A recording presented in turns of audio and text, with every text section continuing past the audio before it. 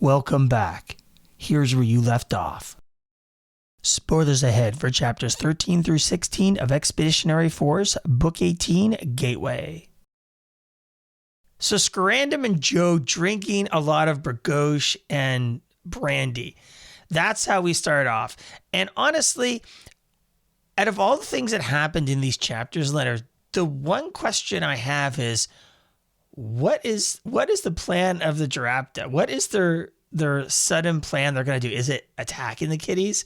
Is it going through and having an all-out war with the kitties? Because of what Scarandum said about him getting the nod from his government to go do something, but not actually getting the approval, means that it's sketchy. It means that it's not going to involve their whole fleet. And that is more interesting to me than an all-out war. But he also raised the point of it's an end game piece. It is, once we do this, we cannot step back. And I really wonder what that is. Did you feel the same way? It's called plausible deniability. It's literally, that's what it is. And regarding they said like these plans are like, once we do it, we can't step back. They're gonna know something's up. That's what I'm going in the next one. It's a plausible deniability from the government and say we don't condone this, and they walk away. That's what literally I can see the conversation right. That's what literally the conversation was. And regarding this end game thing, it's Scarandum already said to Joe, is like, this is the plan. This is the plan we're planning to do.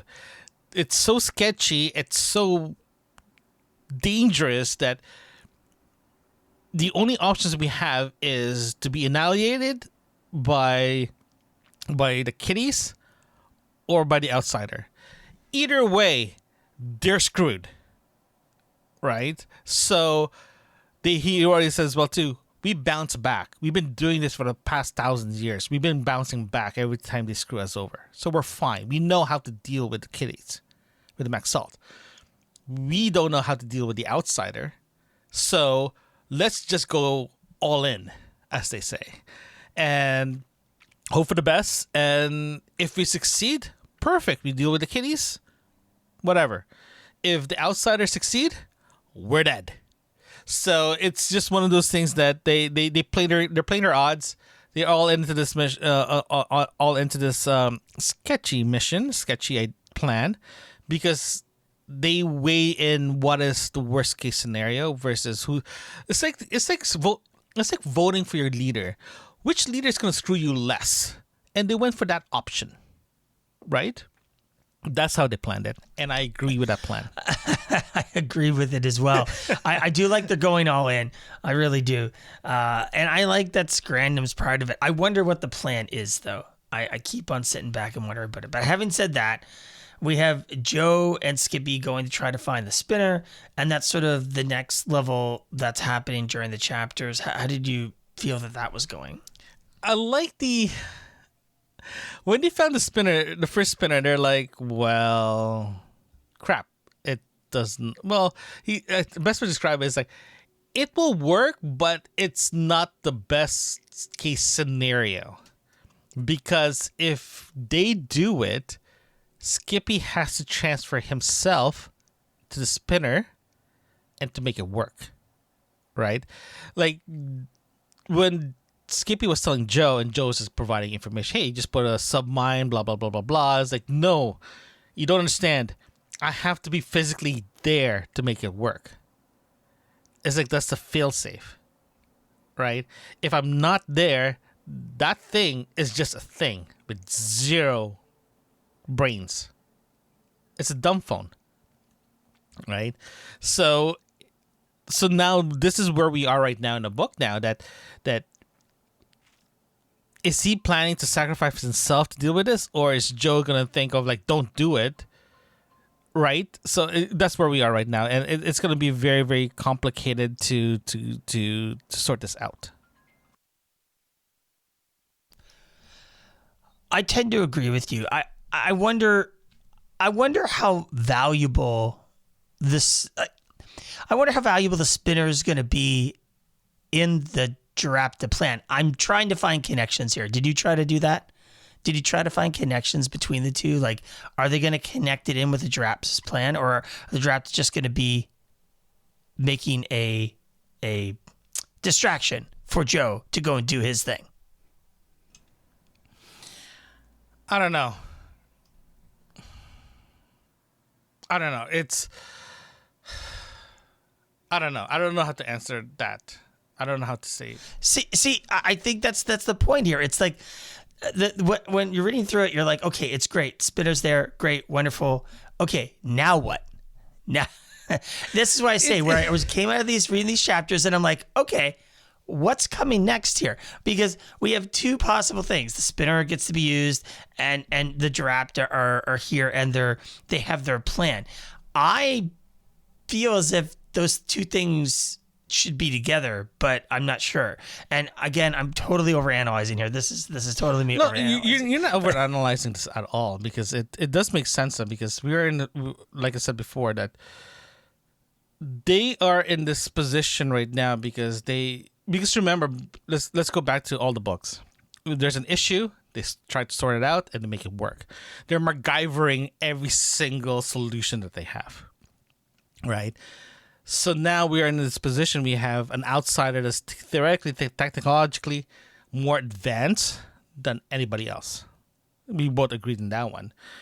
They have a technology from the elders, can defeat them, theoretically can defeat them. Remember, this is all theoretical, but it never got used. This is theoretically, we need the spinners to make it work.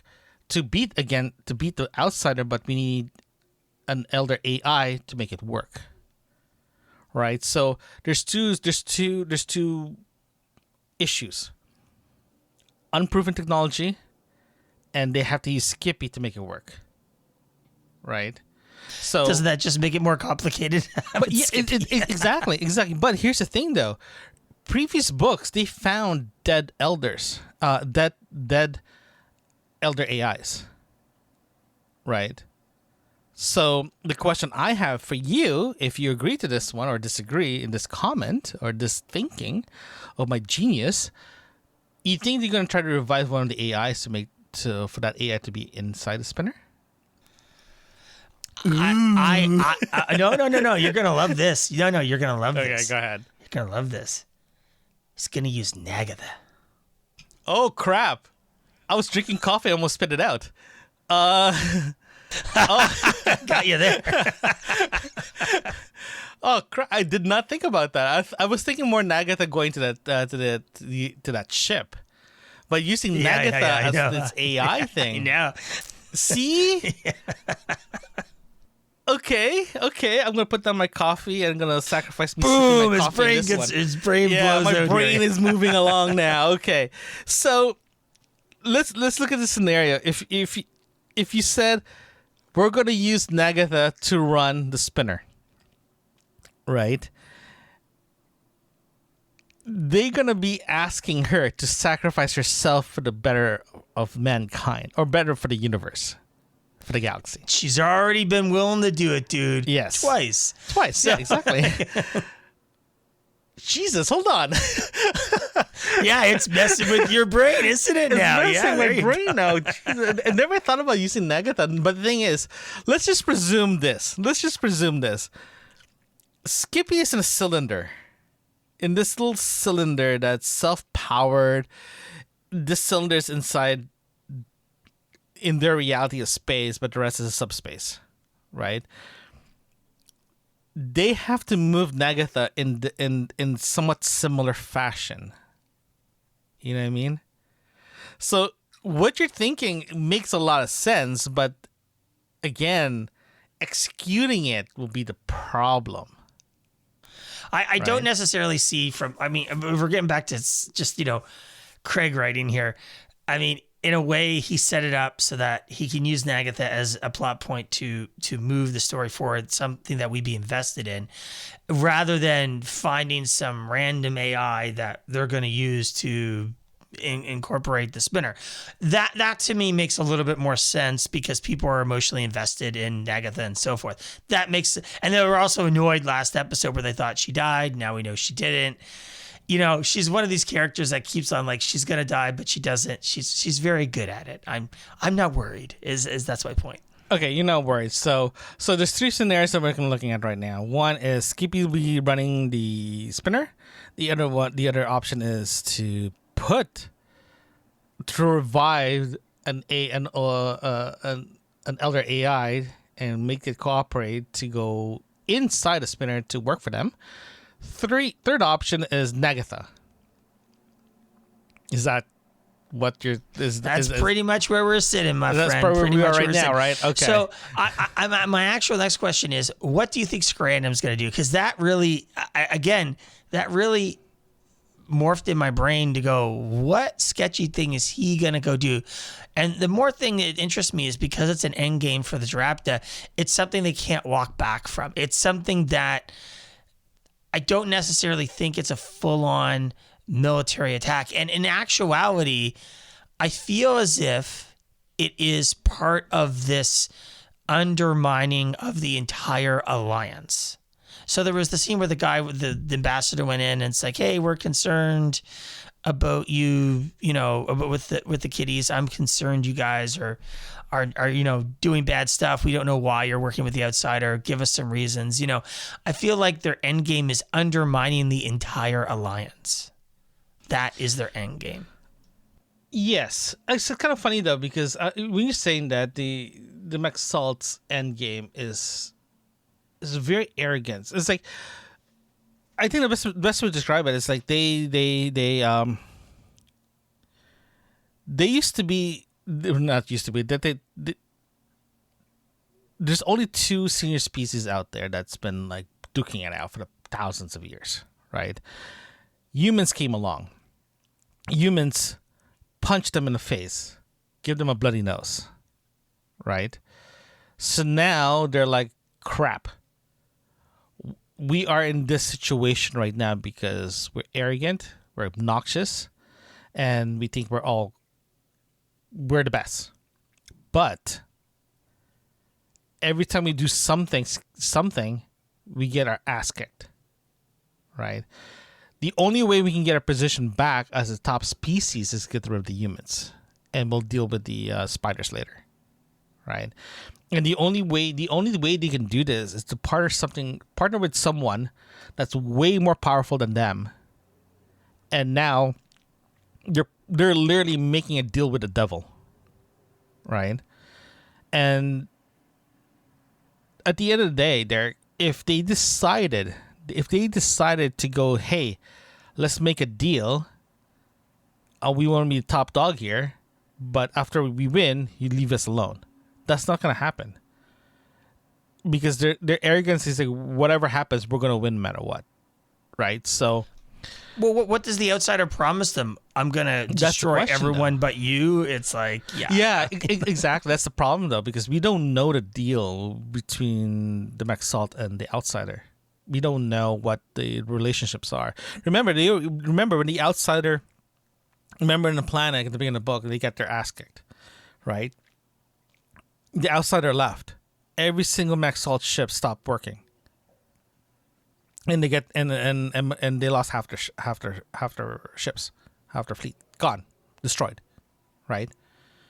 So if I'm in Maxalt, when I saw that, I'm like, WTF? What were you doing? You didn't bring our boys and girls back, our fleet back. You just left them, and now they're destroyed, right? If I'm the leadership, I'm be like, well, we should rethink this, but at the same time, my ego will not let me rethink this because this is what we want. Yeah, they're too arrogant, and they're willing to sacrifice their own population down to nothing to do it. So I don't really think that Craig is going to explore that in the book. I just think it's a plot point that I the think kiddies are evil, and I have a feeling he will. The reason why, because there's a lot of information, just a lot of.